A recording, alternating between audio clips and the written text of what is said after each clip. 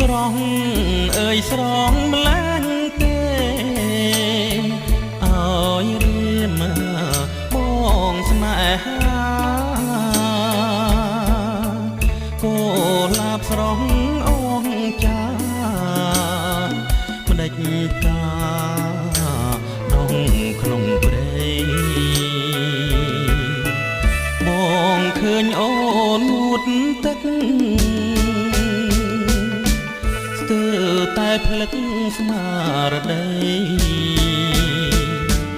លួចស្រឡាញ់ស្រស់ស្រីក្នុងន័យស្រឡាញ់ស្មងលួចស្រឡាញ់ស្រស់ស្រី